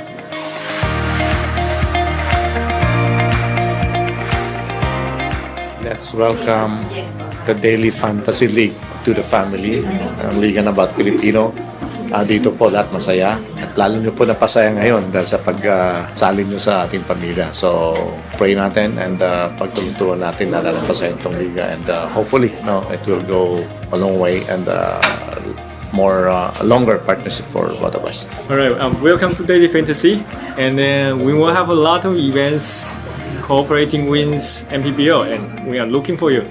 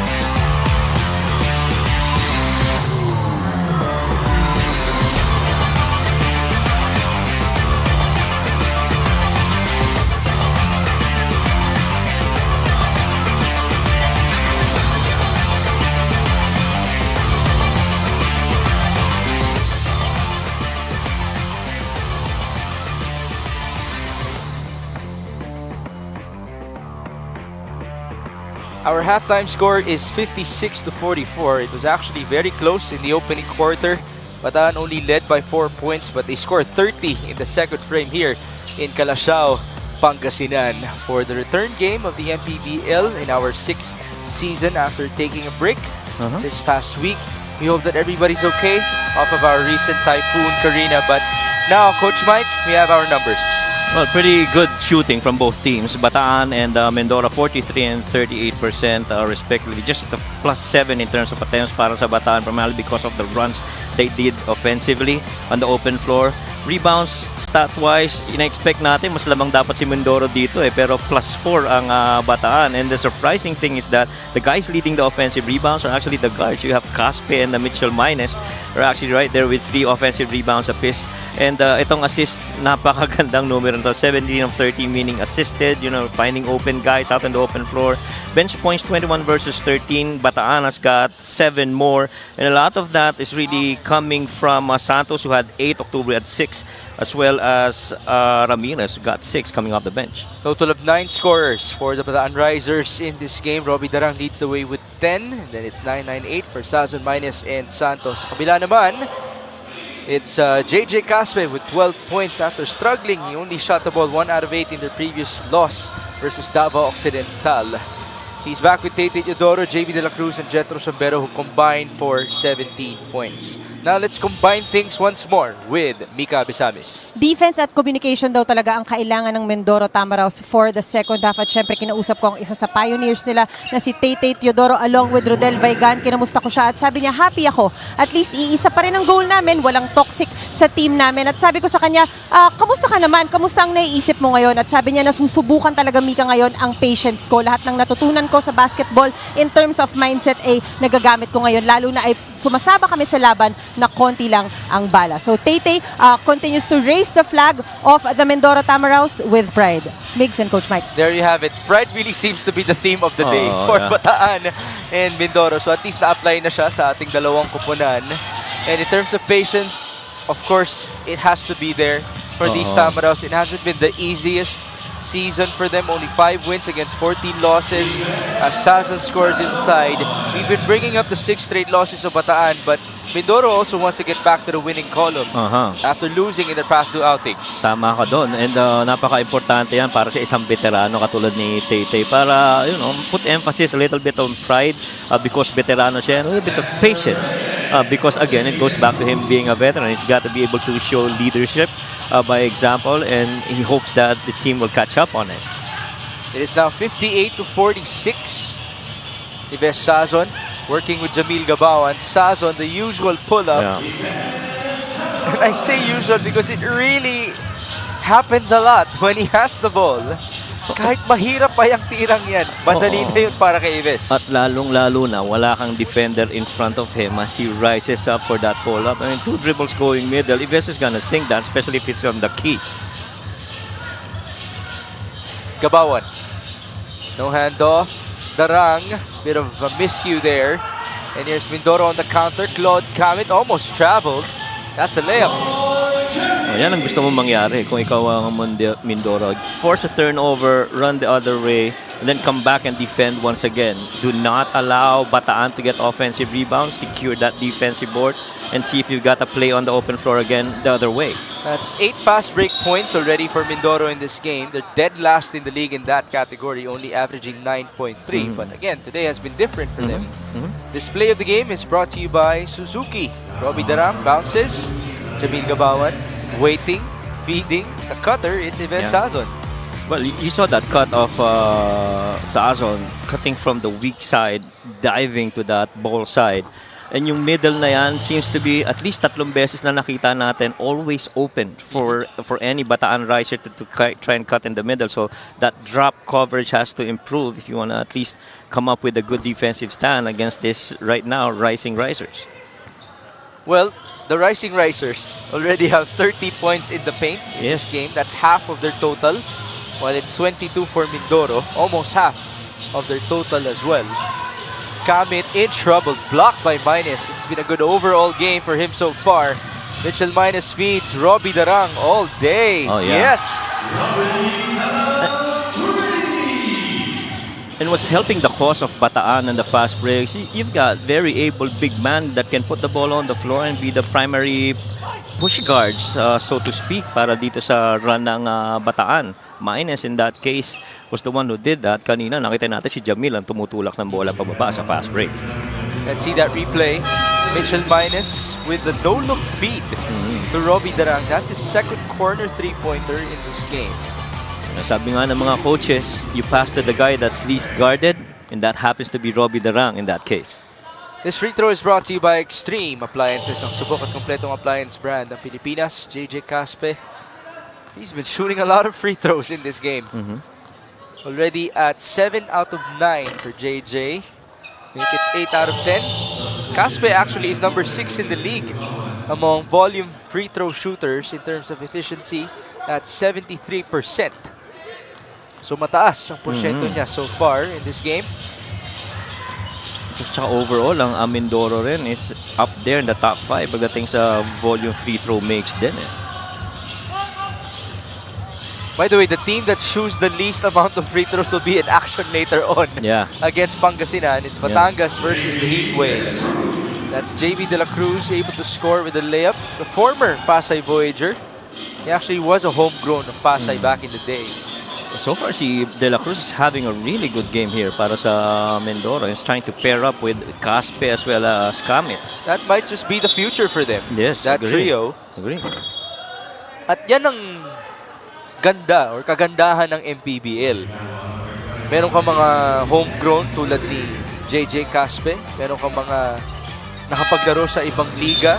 Actually, ang kwento ni JB De La Cruz, ni na Coach Jens Newton, nagsama sila sa isang liga sa Mindoro at nag-champion sila doon. And so that trust has continued here in our beloved league. Let's just see if JB can continue to make it all worth it as he now sits down. Handoff, Mitchell Minus drives. Minus, no foul. And there you go again. That's a middle drive coming off that right wing. Nobody is checking that guy that's coming in. Either Cutter Manyan or guy with the ball. You don't have that drop coverage right there for Mindoro. 6.5 minutes in the third. Baseline inbound, Rafi Octobre onto Yves Sazon. The drive, Sazon, no good on the layup. Rebound, Lester Reyes. Forward, JJ Caspe. He's on the move. Caspe, another miss. And there's a loose ball foul. Sa mga mangilan-ngilan na pagkakataon na tumatakbo sa fast break ang Mindoro, mahirap pa rin kasi nakababa yung depensa ng Bataan eh, no? So it's not really an open lane and everybody's clogging that shaded area. You don't have shooters outside that can relocate and take those shots para ma-open yung transition defense. Back with Mindoro, or with Bataan, 64-52. Almost 4 minutes gone by. Rafi Octobre able to convert. That's a 2, by the way, not a 3. 50% of that shot should go to his footwork. Really good inside reverse pivot, allowing that defense to get past and just rising up after nawala na siya. 66-52, a 2-pointer for Kit Ariar. And the good shooting continues para dito sa dalawang teams na ito. First 2 points, by the way, for Kit Ariar. Forward pass, Rodel Vaigan. That was from one homegrown to another, Caspe to Rodel. Now they go to Kit. Ariar pulls up. He was fouled. Poor closeout by Dante Pagio. Yeah, napikean siya eh. Akala niya ibibigay yung handoff doon sa what's called a backdoor step in the triple post. But he faked it, he kept it, and then took the shot. And that's just a no-no. Fouling a jump shooter. Ariar will proceed to the line. He actually has 4 rebounds and 4 assists to go alongside his 3 points. So another made free throw could make his stat line 4, 4, and 4. And speaking of stat lines, the guy that we just showed, JJ Caspe, who just got some instructions from Coach Ricky Alcantara, the partner of Coach Ken Bono for today. Caspe already has a stat line of 14 points, 8 rebounds, and 7 assists. A triple-double watch for him. Kumbaga sa tama raw, ROI ka na kay Caspe. Yes. Ano? And speaking of ROI, It's Rafi Octobre able to convert. So it's this pass from Adrian Ramirez. Rafi Octobre immediately. ROI yun, by the way. Oh. Answering back. I hope you got that. Yes. And again, yung atake na yun, sa gitna na naman. Wala ulit yung defensive stopper in the middle. 69-56. Halfway done in the third. Patrick Aquino. There's another foul. And it hasn't been the smoothest of outings for Dante Baguio. Well, yung kaninang shooting foul on Ariar, medyo understandable because he's shooting 43% from the field. That's fine. But in this case, you know he doesn't have that much of a range pagdating outside. It's really more of an attacking guy. And you gotta step back and allow him to take that shot. Aquino only averages 1.5 points per game in 11 minutes of play. But then again, that has been his role ever since his championship days with San Juan. Di naman siya scorer, nag-aabang lang yan. At dumidepensa ng maigi. Now he's covering Mitchell Mines. Good slip. Aquino now matched up versus Rafi Octobre. 10 on the shot clock. Rafi turns around and feeds. Dante Baguio for 3. Short. No bounce. Loose ball foul. And that's going to be on Rodel Vaigan. Penalty na, Mindoro. Actually, sa quarter na to, di kitan tong dalawang to 12 and 13 points respectively. Pero kailangan mag-exert ng mas maraming effort ang Mindoro kasi sila ang nagkahabol. So they have to be very efficient. First free throw converted by Jeff Santos. At kailangan ma-shoot niya ito pangalawa dahil may dalawang nagbibideo mula sa sideline. Jeff Santos converting, and that will make Ms. Shai Evangelista very happy. And if bring us return. And if I may, Migs, I just want to give a quick shout out to one of the coaches of Muntinlupa I was watching right now. It's Coach UJ watching of JKLV Muntinlupa team and the junior MPBL. No. Yeah. Happy viewing to you, Kasama Coach. ni Coach Jack Escueta. All right, exactly. Oh, that's a foul. That's a foul. Quick one. And the third of Dante Baguio on a jump shot. Wow. Very unfortunate. Yeah. And he immediately proceeded to the bench. Di mo malaman kung momentum yung kikita niya si Rodel close out long agad, but you gotta avoid the contact. Baguio's frustration is visible at the sideline. I'm sure he just wanted to play aggressive defense, show his effort for Bataan. And there's Tate Teodoro with his patience on the other end for Mindoro. Rodel Vaigan. At saka laki rin ng hininging production dito kay Tate nung nawala rin si Paul. Actually for the entire Mindoro team, malaking bagay talaga yung pagkaalis ni Paul. So people gotta step up. Remember, Paul Desiderio, when he left for Abra, was in the top 10 in scoring in the whole MPBL. Jetro Sombero returns. He wants that other win versus Bataan this season. He already got the first one with Muntinlupa. 71-59, 4 minutes and 15. Ramirez. Pinapalabas, Ives Sazon, that's all the space he needs. Off to the left, rebound Octobre, able to save it. Ives, bounce pass, Bringas, they swing it over. Ramirez, back to Carl. Somebody's open, that's Rafi, all day at the corner. In and out. Nang hinayang din siya libre kasi, That's his range too, that's a foul. It's gonna be on Rafi Octobre. At alam mo kung gaano siya kalibre kanina. Sa sobrang libre niya, may oras siyang pumalakpak para hingin yung ball. Pahingi, Pahingi. Joseph Marquez at the line. We have seen a total of 40 free throw shot in this game so far. Make it 41 now. And 43 assists so far between these two teams. And we're still in the third quarter. Both roughly 20. So when you consider their averages, third quarter pa lang, lahit na nila yung average nila. That's 22 assists for Bataan and 19 para dito sa Mindoro. So, pretty good passing game for these two teams. 71-61. Ramirez escapes. 2 free throws. Scorer nga talaga, Migs. Nakakakita ng puwang at inaatake kagad. Oh, the thing is, Ramirez actually, in the finals of the ICC, averaged 15 points, 10 rebounds, and 9 assists per game. Bilang gwardya. Average yun, in the finals, yeah. That was very impressive. Almost a triple-double. That's why he got the finals MVP nod. Because their top scorer is Alfred Flores.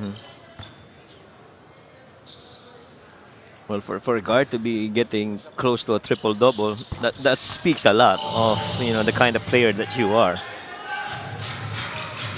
8 points for Adrian Ramirez. That was a poor bounce pass. Tate Teodoro telling Kint Ariar to slow down. His patience getting tested again. Well, that's the second time they've done that action, both involving Kint Ariar. First one was good, second one not so much. Santos drives. Santos will miss. That was such a sorry miss. Sa kabila, napaganda para kay Jeff. Ang ganda ng pambawi. Adrian Ramirez should have a big laugh. Sharing it with Jeff Santos off of that steal by Bataan. So it's 2 more fast break points for them. Let's see it. So walang panghihinayang na magaganap para kay Jeff Santos. Ganda rin ng tapek sa likod eh. Santos in this game, let's see his tally, has 12 points. And that is in 11 minutes of play. Very efficient. You have a timeout.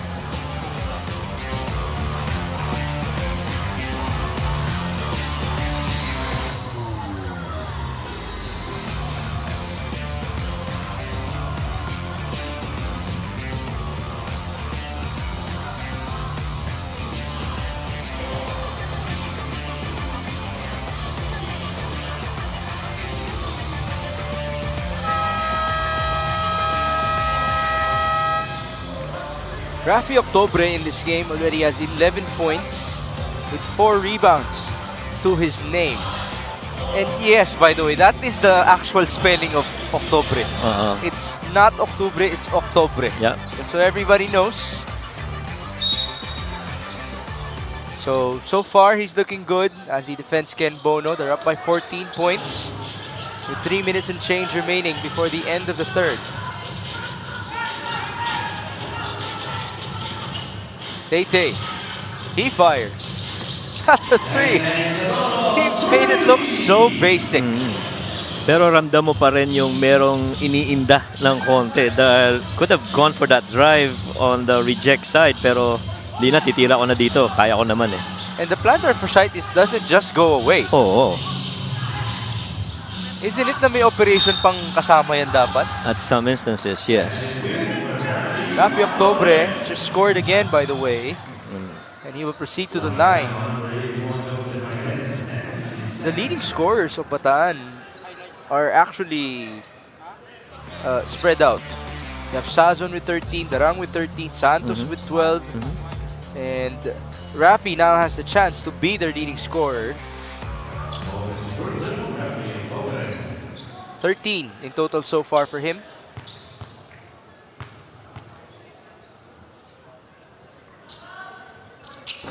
Mitchell Minus has 10 also, by the way. Ramirez with 8. It's that spread out. Yeah. At saka karamihan lang gagaling sa fast break eh. Open floor action para dito sa Bataan where they are up 9 in that department, 21 versus 12. Now there's a foul on Jeff Santos. More free throws. We have seen a total of 36 fouls, make it 37 fouls in this game. And 44 free throws. Although it's decent percentages for two teams, 71 for Bataan, 78 for Mindoro, there you have it. Thank you to our production team. Well, after all, itong Mindoro is up there pagdating sa free throw mix. They're 5th at 15.3 per game. Well, if you have Ken Bono. Oo, naman. Dati si Paul Desiderio, madalas ma-foul yun. Oo. Pero kung ako I'm sure Bataan is looking at this. You have Ken Bono and Tay Teodoro on the floor at the same time. You know these guys are not 100%. Now's a good time to start running again because you know that you'll get at least 3 defenders in Mindoro the other way because you know they're nursing injuries. Itong both big guys na ito, si Ken and Tay. 78-65. Ramirez, that's a steal by Bono. Not the best of feeds. Marquez, ooh, pambawi sana. Could have been a good steal for Ramirez. Instead, it's going to be more free throws. But in that instance, Marquez actually had 2 options. One to attack that defense as he had them, backpedaling, or to give it up to the corner on the corner 3. But he decided, kaya naman, I'll be the one to finish this. 5 points now for Joseph Marquez. Trimming the lead down to 12. This is very manageable for the Tamaraws. And with a full quarter ahead of them. So, better start now if you want to come back. Back with the zone. Santos from the corner. Short. Rebound. That ended up with Bono. JB De La Cruz onto his trailer. Bono to Tay. Taking left, going right. Teodoro bumped his way through and he was fouled. O, kanina pinag-usapan natin, plantar fasciitis, hindi ginamit yung screen. Ito, ni-reject niya. Pero I'm sure sumasakit na yung paa niya after that. But hindi nga naka-elevate masyado. I'm sure dala naman ng adrenaline si Tay Teodoro. First free throw is good. That is free throw number 49 in this game. Man, that's a lot of free throws. It's been physical. That's how we usually put it. The effort is there for our players in playing defense.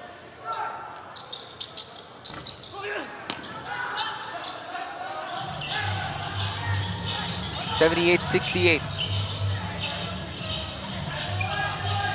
Ramirez using the screen.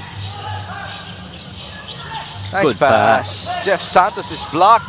That's by De La Cruz. Recovery, Octobre for 3. Napaganda para sa Bataan. And somebody's down. It's Jethro Sombero. Jethro's down right there. In front of his old bench. So, it seems like he tweaked his ankle. But how and when? Yeah. Probably on that closeout after that October 3.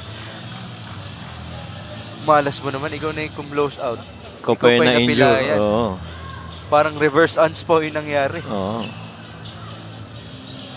For the most part, really, yung threes are open after an offensive rebound.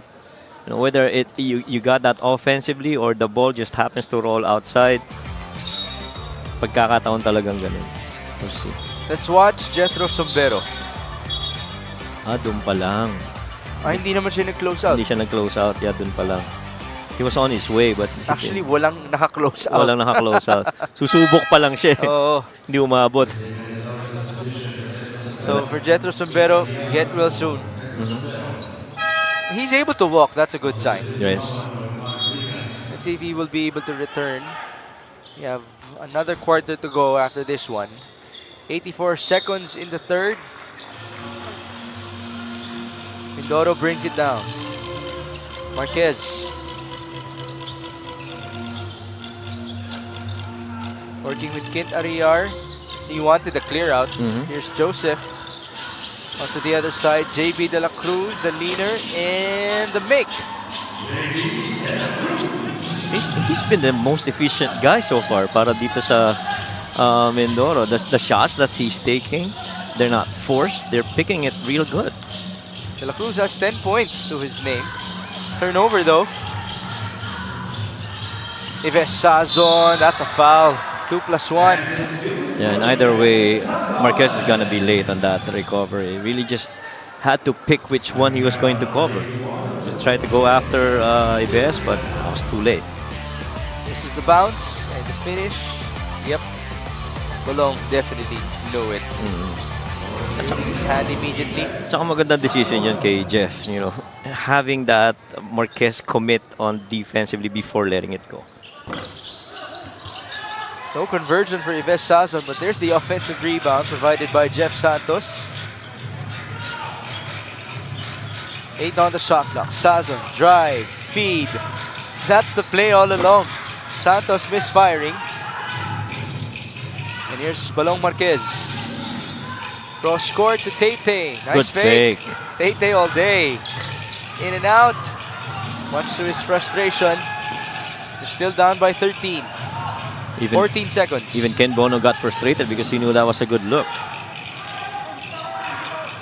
Sazon, Gabawan, Octobre, great passing, sorry, miss, ball tapped, recovery for Mindoro. One more shot, Ken Bono!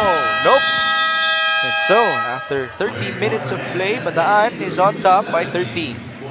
Pretty good quarter for both these teams. A little bit close, 25 and 26 points respectively, and both really just battling it out.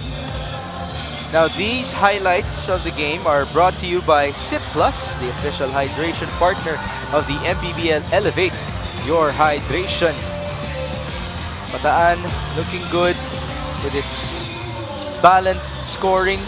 Mentioned a lot of names for them contributing very well. Robbie Darang with 13, Sazon with 15, Minus with 10, Octobre with 17, Jeff Santos also has 12, even Adrian Ramirez has 8 points. It is 83-70, and this third quarter score is brought to you by GameX. GameX Sports, the official online basketball lending partner of the MPBL. Basta ending GameX.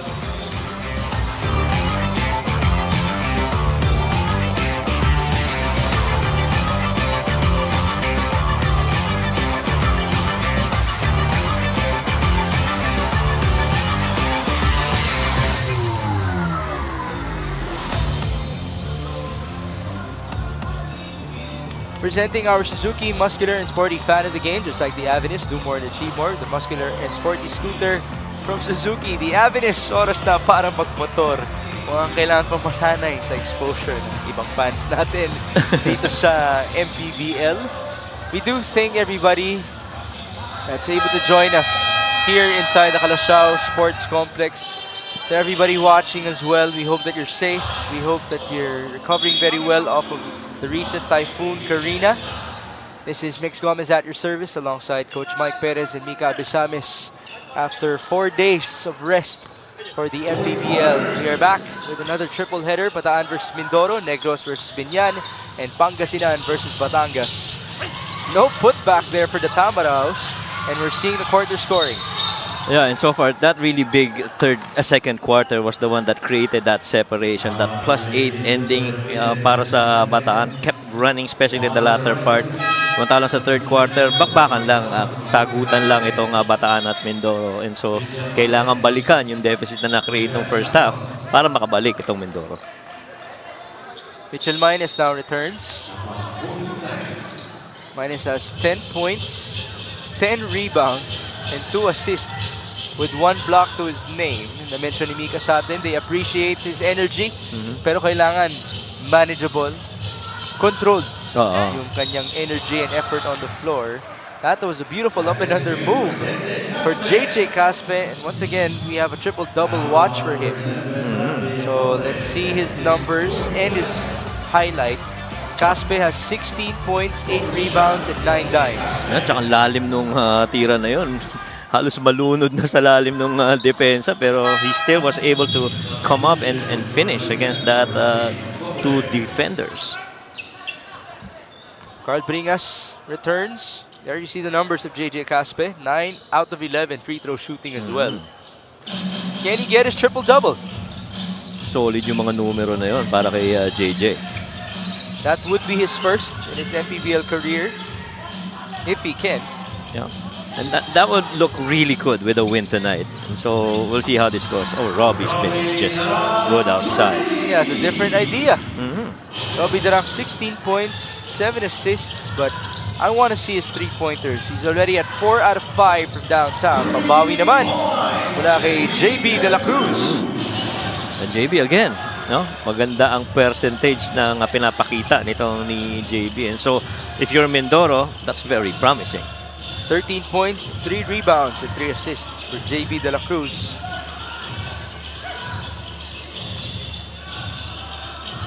Mitchell Minus using the screen, driving and feeding. Robbie Darang, 1 second. Oh, that's gonna count. Right-handed on the floater. But our referees are checking. Coach Augie Gumatay is asking for a review. That looked good. Yeah? Yeah, that looked good. You know, the presence to think about that closeout finish going left. Oh, there you go. Oh, no. So, what happened was, naubos na yung oras. Na-late lang yung buzzer. Oh, yeah. Okay.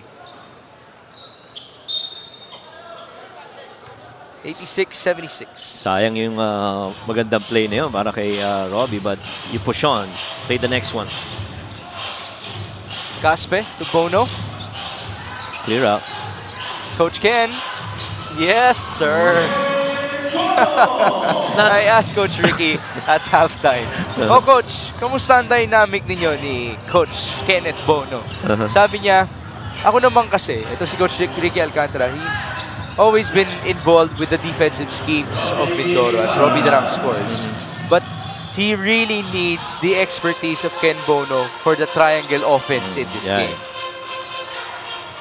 Tsaka kitang-kita mo doon sa last setup na yon, yung post-play na yon. Dinner time na yung kay Ken. Ayan, dessert na sana para kay Ken Bono, but he got fouled, so he's gonna have to earn it from the stripe. And now's a good time if he's actually conserving his energy the entire game. Now's a good time to bring him to be starting to get involved offensively, and just an easy, you know, right shoulder hook right there for Ken. But you gotta check Robbie too on the other end. 18 points already for Robbie Darang in this game with his 7 dimes. Bono missing his first free throw. He has 4 points, 6 rebounds, and 3 dimes. This free throw is brought to you by Extreme Appliances, ang subok at kompletong appliance brand ng Pilipinas. 1 out of 2 for Ken Bono. The lead is 9.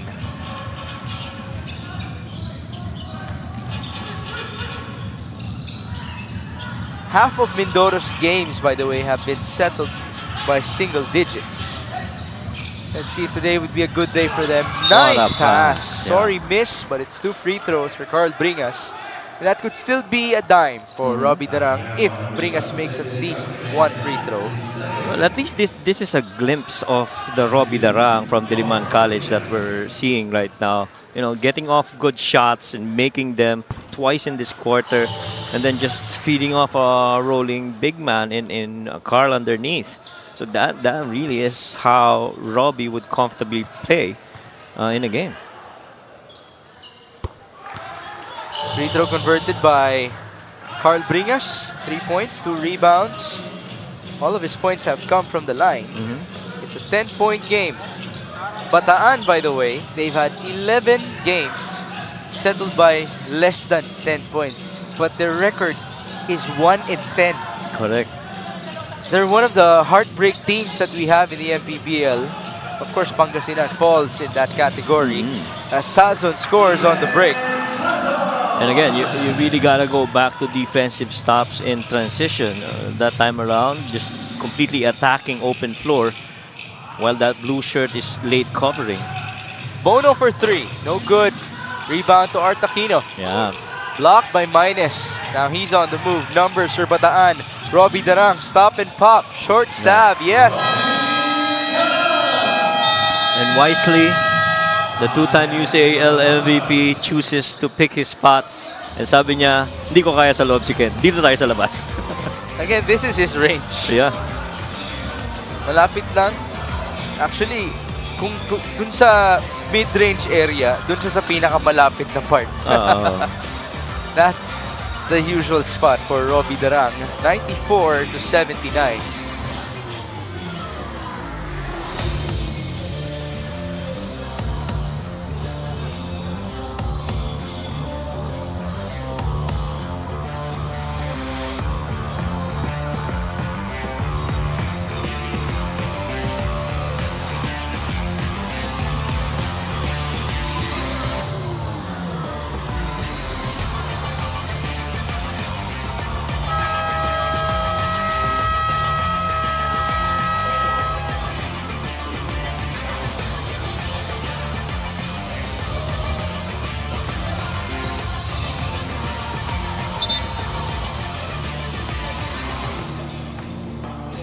We have our Jinky Skin fans of the game looking beautiful, radiant at the sideline. There you have it with their nice smiles as well. Ayun. May humabol pa. Oh, may humabol si Kuya with also a nice smile. Naka-jinky skin rin naman siya. Why not? 94 to 79. Ooh, Caspe's hurt. I think it's a bruise. Yan, tinamaan niya ata sa hita. Here's JJ. Okay na.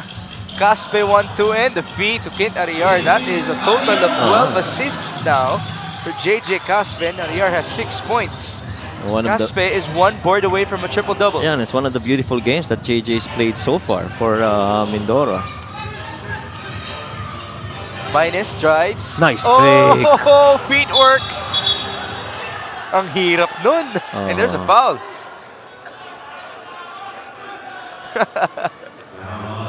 Well, I want to see his pivot foot. Oh, kasi may nag-claim na travel. We'll see that. Okay, I think it was the left foot. Planted. Oh, yeah. Pero naitira naman eh. Before the ano. Naitira naman. First free throw missed by Mitchell Minus.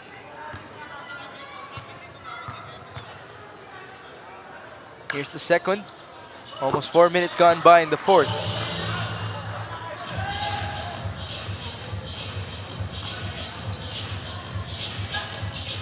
Bataan is 5 points away from reaching 100. How many do they average per game? 79. 79. So, you know, this is a really good scoring game para dito sa Bataan. Oh, As the three-pointer is made by JB De La Cruz. Mindoro averages 76. Yep. So they're also above. Although, Mindoro gives up 84 points per game. 81 naman ang Bataan.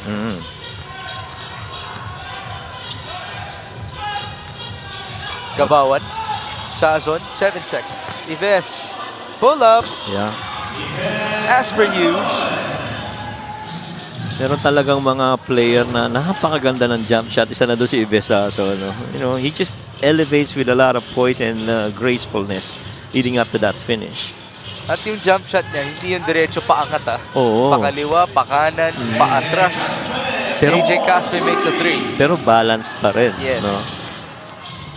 Caspe has 20 points, 9 rebounds, and 12 assists. The lead is 10. Carl Bringas. Up top, Sazon. Couple of dribbles. Pull up again. Too strong. Rebound, Robbie Darang. Unable to save it.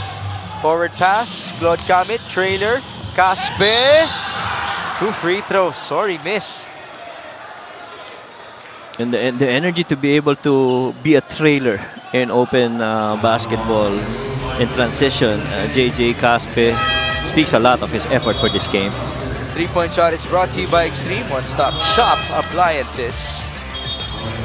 JJ Caspe turning out to be a star in the MPBL after all, and he's doing it as a homegrown of Mindoro. Well, so far it's been him and JB De La Cruz who's been impressing us on Mindoro here. They combined for 36 points, 20 coming from JJ. I want to see him get that last rebound. Yeah. At least to get that triple-double. Yeah, andyan ka na eh. Oo. Huwag ka nang lumayo. Kunin mo na yan.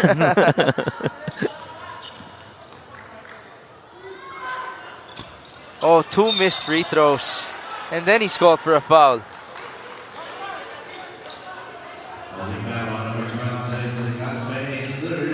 Yeah, that's his third. That could have trimmed the lead down to 8 points. There's Coach Ricky Alcantara. A bit of concern on his face. They're trying to look for solutions. With the absences of Coach Jericho Walling and Coach Jens Tutel. Condolences, by the way, to Coach Jens' family. 97-87.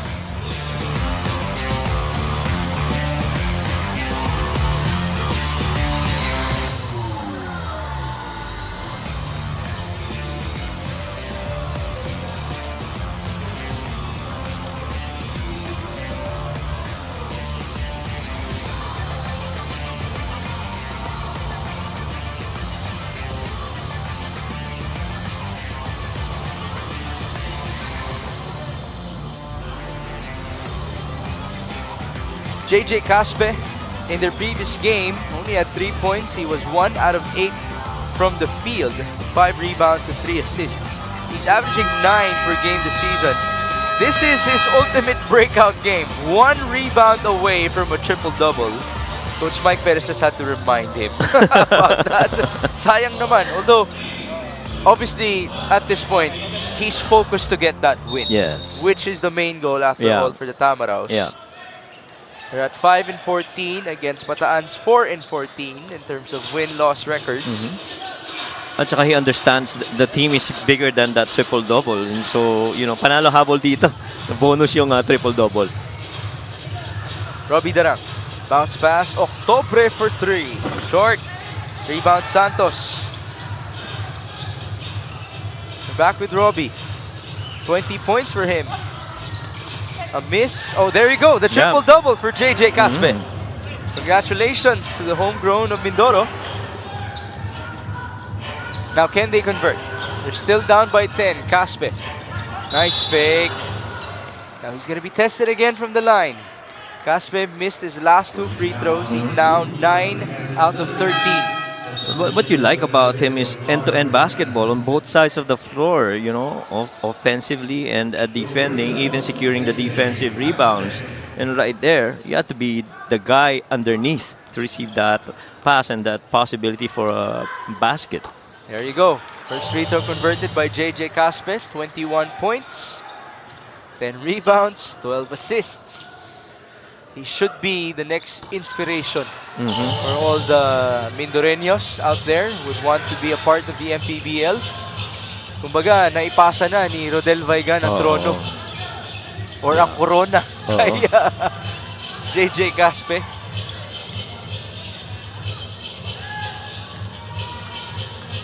Robbie Darang. Drive-in feed. Jeff Santos. It's almost stolen away by De La Cruz. Yeah, and sigurado ako si Rodel Vaigan is very happy with how Caspe has performed and representing Mindoro and the homegrown guys. There will be a challenge.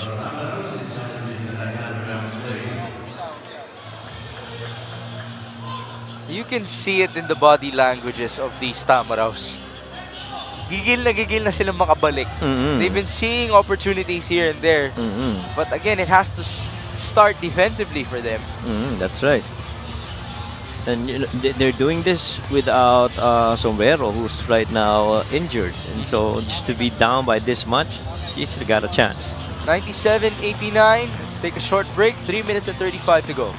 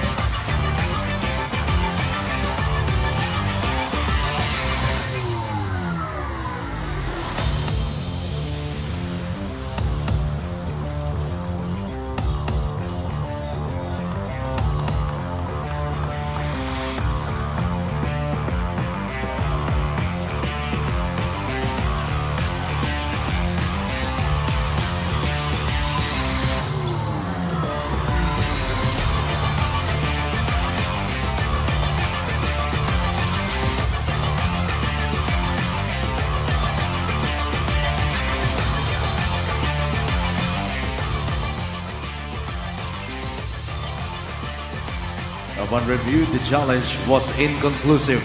Therefore, the challenge has been nullified. Forget everything. The challenge is inconclusive. There wasn't a good angle for our referees. to have seen who touched the ball last.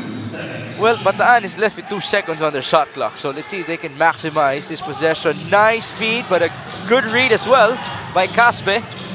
The Tamaraws on the run. Ariar back to JJ. The man with a triple-double. Onto his buddy, De La Cruz for 3, short. Yeah, they had the right thing in mind. He was curling from up top, libre sana, pero didn't have enough strength on that shot. On the other end, there's a foul. That could have been big for Mindoro. If they could run to the other end. Yeah. That's number 4 on JJ Caspe. Yeah, that missed shot by Ramirez could have been open floor sa kabila para sa Mindoro pagkakataong maibaba. We have another challenge for the Tamaraws. After all, you'd want to protect JJ Caspe as well in these last 3 minutes. You do not want him to foul out. The native of Puerto Galera, who actually was already drafted in the PBA before. Oh, yeah? Matagal na. Okay. But he wasn't signed by Northport. All right, let's take another break.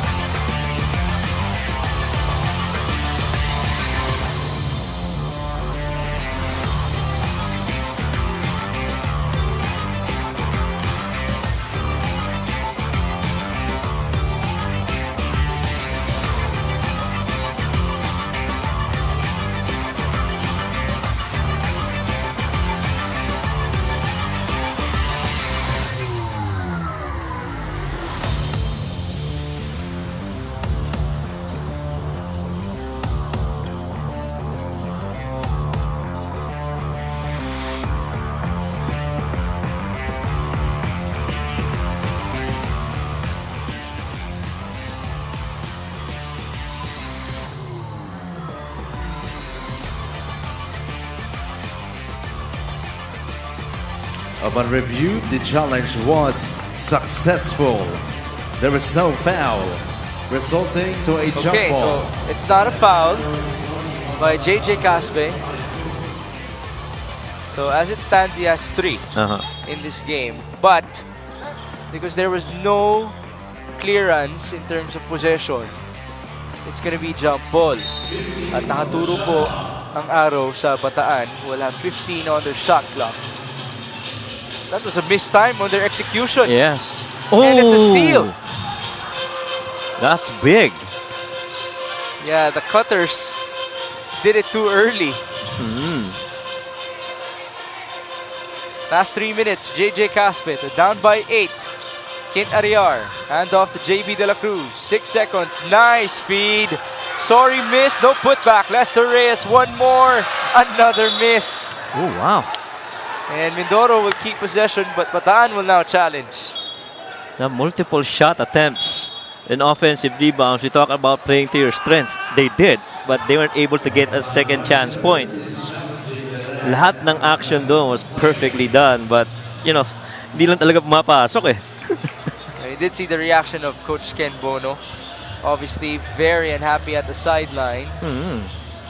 So, our 2 coaches will use this to basically talk to their squads. We have another challenge, the 3rd in a row. And our referees already have a result. They will be speaking with Miguel Perey for the official result. After all, we broke down that these 2 teams have already seen Upon a ton of review, the games challenge settled by was single digits. successful. So they know about the feeling of losing or winning. Kaunti lang ang margin. The challenge is successful, by the way. So it's going to be Bataan with possession. That was definitely off of Mindoro. Yeah.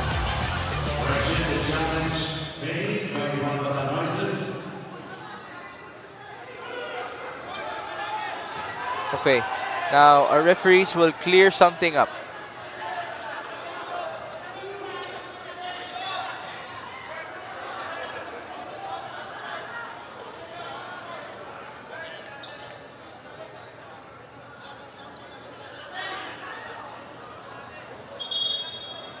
Yeah, we're ready to proceed. Bataan will get possession. Yeah. They were thinking kasi baka sa Mindoro pa mapunta yung possession. Okay. So, here we go. Mhm. The Risers with the leather. Under 2 minutes and 45. 97-89. Minus inside. He scores. Yeah. 13 points and 13 rebounds for Mitchell Minus. Almost left untouched until that pivot step underneath na Lester na lang ang natirang dumepensa doon. Mindoro, can they answer back? That is a hold apparently by Vesazon. Mhm. Robbie Darang was ready to freestyle on the other Oo. end. Medyo napigilan yung roller eh. In that case, Aryar, as he gave that screen. So that's free throws already for Kin Ariar. He has 6 points, 4 boards, and 8 assists for a big man. We have seen a total of... Dami na. Let me do the math. 64 free throws in this game. Combined, huh? That's a lot.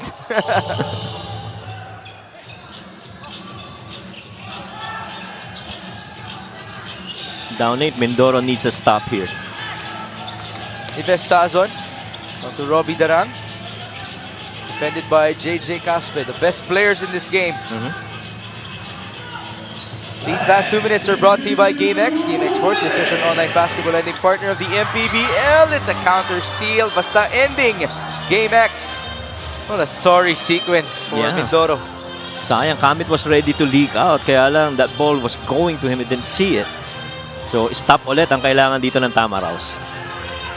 Ramirez working with Rafi Octobre, who just fell down. Feet inside. That's off of Mitchell Minus. Yeah.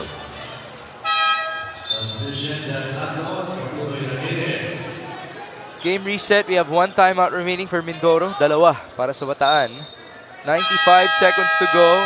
At gagamitin na ni Coach Ricky ang kanyang final timeout. Let's see what he can do. Can they score in this next possession?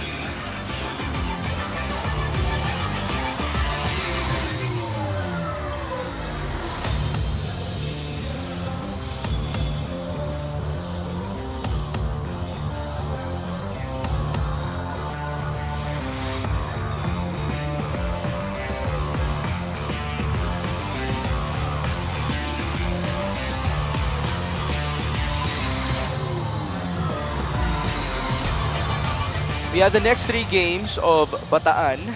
It's San Juan at home. That's on Thursday.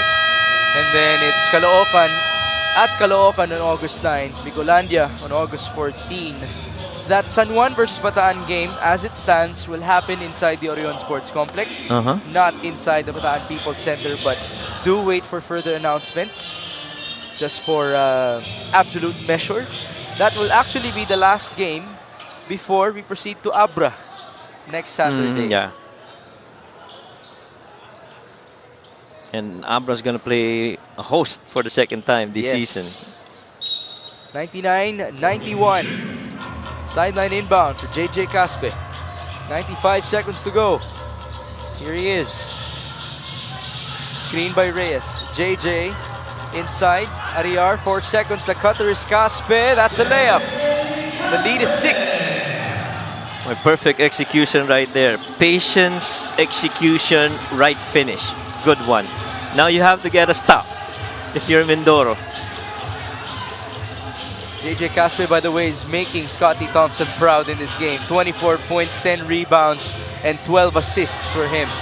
Robbie Darang, 5 on the shot clock. That's another foul. It's the last foul to give on Mindoro. Yeah, not a good foul to give. Because you already had Robbie Darang, you know, in a situation when he most probably would lose the ball because you've got guys on him. Sideline inbound for Jeff Santos. 1 minute and 5 to go. Which losing streak will end? The 6 games of Bataan or the 2 games of Mindoro? Seeing a couple of our MPBL family members at the sideline. Robbie Darang driving. Oh, that's gonna count. Basket and one for Robbie Darang. That might just be the dagger. Yep. Well, sabi ni Robbie Darang kanina, lumayap ako ng kanan, nag-floater ako, hindi counted. Ito, sinisigurado kong papasok ito. And look at the elevation on that shot. That's 22 points and 9 assists in 25 minutes of play for Robbie Darang. And he also basically just eliminated Lester Reyes from the picture. He's fouled out in this game. Boy, is Mindoro gonna need Lester on the floor in these times? But without him, you gotta do with what you have. In this case, it's going to be Sombrero who's in. No natural center. Much like what happened in the previous game. Darang converts. 102-93. 60 seconds to go.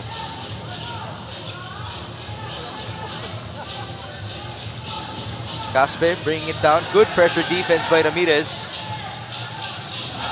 JJ still in trouble. That's a foul, and it's free throws. More free throws here. 9-point game, under a minute. Kailangan ipasok mo to if you're Caspe and give yourselves a chance. But again, defense is something that Mindoro's been having difficulty finishing. And so, whatever the result of these free throws would be, first one didn't go in. You have to go back and defend. Caspe is now missing his free throws after having such a high percentage in the first half. He's 11 out of 16. As you can see, he's not too happy about it. He could have already had 30 points in this game. Yeah. 102-94. Robbie Darang. It's his duel with JJ Caspe. Darang against Claude Camit. 40 seconds to go. Screen by Minus. Darang. Feed on to the left. Rafi Octobre. Short rebound. Oh, it ends up with Caspe. Mindoro running. Camit crosses. That's another foul. 2 more free throws. Well, it seems to me that Bataan is not allowing any easy baskets inside, and so earn it from the stripe. You get 2 shots to get 2 points as opposed to just making 1 basket where you get 2 points. This is the first trip of Claude Camit to the stripe in today's outing. The first one is good. He has 8 points. They do have their potential big 3 on the court. De La Cruz, Camit, and Caspe as their future. 2 out of 2. It's a 2-possession game with 25 seconds to go. And this would be the second to the last timeout of Coach Ogie Gumatay, Coach F. Francisco, and the rest of the Bataan Risers.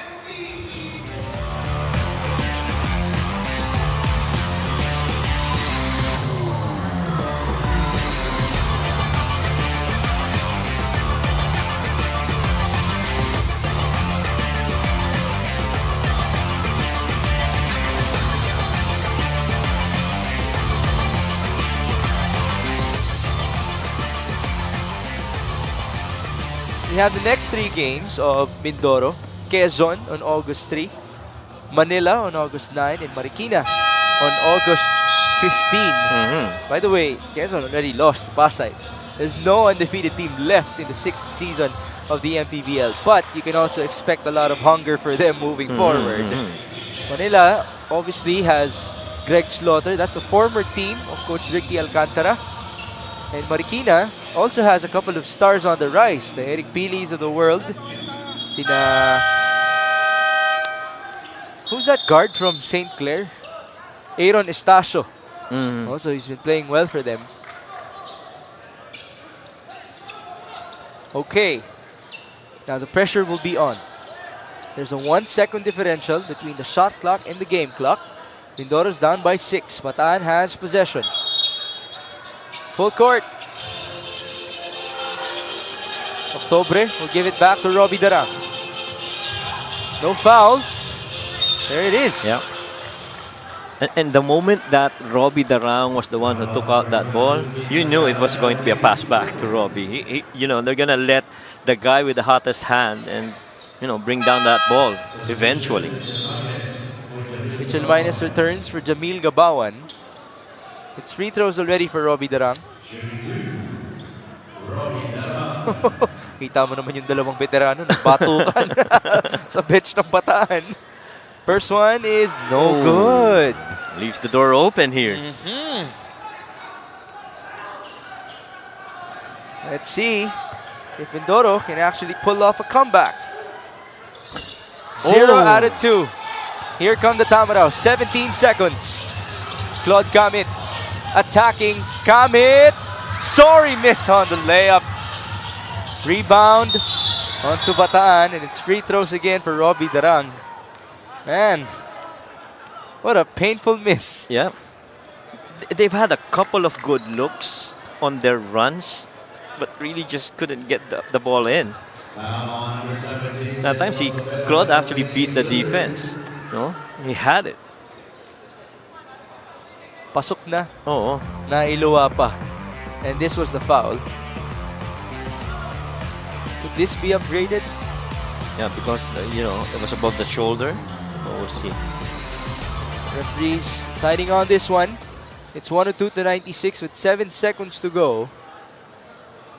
This is practically done.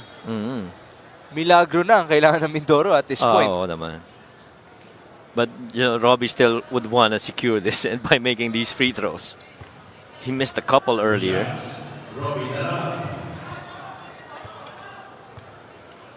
Darang is 1 out of 3 so far. Make it 1 out of 4.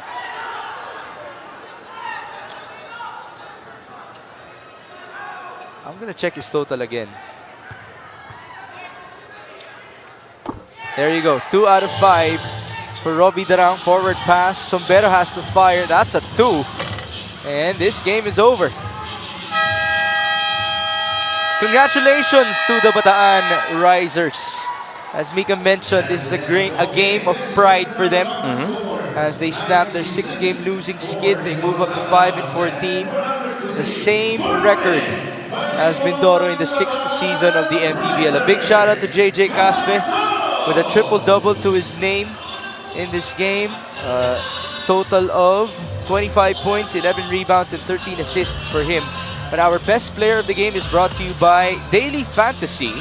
Dito sa Daily Fantasy, hawak mo ang laro. At hawak nga ni Robbie Darang ang larong ito. He is our best player of the game with 24 points, 9 assists. Even though he gave us a bit of a scare with his missed free throws in the last couple of seconds, he's still able to get the victory. Yeah, and very important that he be the one to be interviewed right now. After all, he's been really good in this game. This final score is brought to you by GameX. GameX Sports, the official online basketball lending partner of the MPBL. Basta ending, GameX. Let's turn you over to Mika Abisamis. Maraming salamat. Our daily fantasy best player of this game ay walang iba kung hindi si Robbie Darang. Robbie, bukod dun sa 24 points mo at dun sa napakatapang na last shot mo, ang tumatak talaga sa akin dito yung 9 assists mo kasi tuluyan mong pinapakita yung value mo sa pag-orchestrate dito sa Bataan Risers. Siguro ginawa ko lang yung role ko as a point guard siguro, and then nakuha namin yung panalo. Lalong-lalo na to sa game na to, kailangan kasi namin talaga manalo. And then, thank you rin sa mga teammates ko na sumusuporta sa akin, nag-guide sa akin, pati yung mga coaches ko, lahat, pati yung mga ball boys namin, lahat, yung sumuporta, thank you, thank you. Napag-usapan mo yung panalo, galing kayo sa 6-game losing streak, finally nakuha nyo na to, pero lumaban talaga ang kalaban nyo hanggang dulo. Saan ka ba nahirapan sa game na to? Siguro yung sa depensa namin kasi yun talaga yung pinopokus namin all throughout sa practice pa lang. So, yung defense talaga namin, kailangan namin i-improve pa na konti. Robbie, meron ka ba mga gustong batiin at pasalamatan? Una-una sa Kamaya Host, sa Bataan Risers, sa One Bataan, and then sa Las Casas, sa mga coaches, sa mga teammates ko, sa family ko, sa mga kapatid ko, and then sa girlfriend ko, pati yung mga sumusuporta, and then sa school ko, sa Dilman. Yun lang. Thank you. Maraming salamat. Our best player of the game, Robbie Darang, is brought to you by Daily Fantasy. Dito sa Daily Fantasy, hawak mo ang laro. Migs and Coach Mike. Thank you, Mika. Congratulations to the Risers. After a while, they finally won again in the MPBL, snapping their 6-game losing skid. A good performance by the two-time UCAL Diliman College Most Valuable Player.